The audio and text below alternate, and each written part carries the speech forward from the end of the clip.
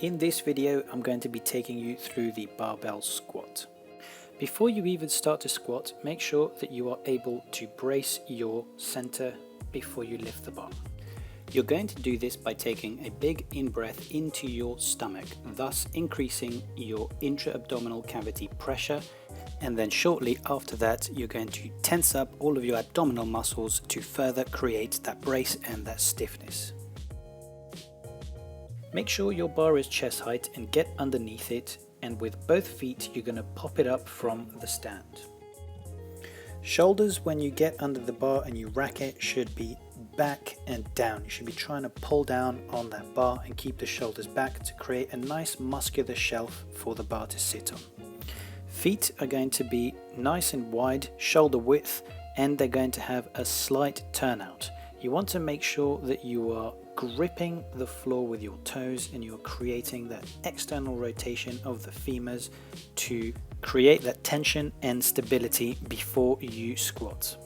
Final note, in the video I am barefoot, however it is not particularly advised to be barefoot, especially if you've not done much barbell squatting before.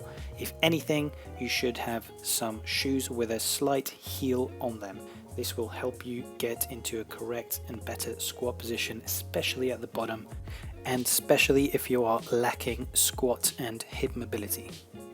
So if you've not done much barbell squatting, it's perfectly fine to keep your shoes on and not go barefoot. So once you're braced, you are set up and your spine is neutral, you're going to start lowering down into your squat by hinging at your hips. You do not want to start to go too low whereby your pelvis starts to tuck under and your lower spine starts to round. So try to go as deep as you can without sacrificing that neutral spine position and your natural hip hinging and pelvis position.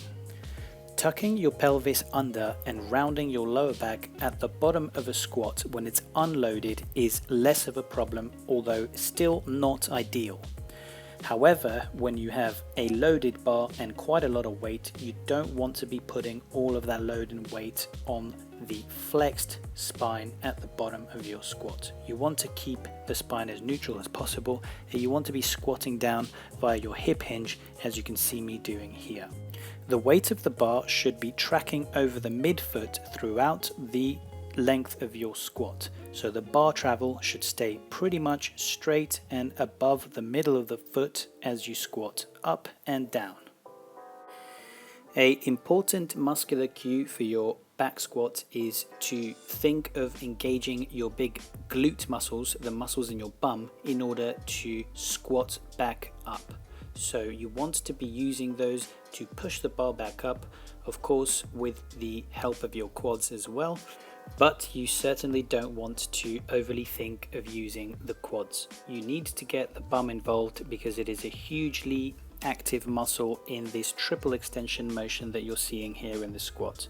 The triple extension is essentially an extension at the ankles, the knees and the hips, the three main joints that are responsible for this compound movement, hence triple extension. And this pattern is essentially the home for many movements. If you think about it, walking is a form of triple extension, jumping, kicking up to handstand, running, obviously squatting. So this pattern needs to be understood and done properly. A lot of us will tend to favor the quads in our squat just because we tend to think that they are the muscles that are most responsible for this pattern. Hence, we will actively think of using them in our heads as we squat. We need to dedicate as much bandwidth to the glutes, if not more bandwidth, and the reason for this is because of our general sedentary lifestyles, and sitting down in chairs all day has essentially deactivated our use for the glutes.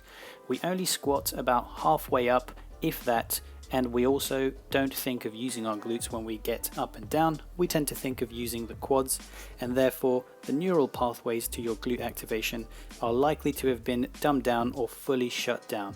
This is a problem, if not hugely undesirable, because your glutes are big compound muscles that are responsible for creating this basic movement pattern, and they need to be active and used. So just to finalize the important factors of this video, Bar is going to be chest height. You're going to get under it. You're going to brace your core by breathing air into your stomach, push it out and to the side, and then you are going to tense up your abdominal muscles to create that IAP, that intra-abdominal pressure, which will create stability and get you nice and set up for your squat. You're then going to squat down while keeping your spine neutral, and you are going to go as low as you can without rounding your lower back or tucking your pelvis posteriorly at the bottom of your squat. You're then going to push yourself back up, making sure to activate and use your glute muscles to assist in this triple extension pattern. Any volume recommendations are going to be personal to you and should be found in your own personal program.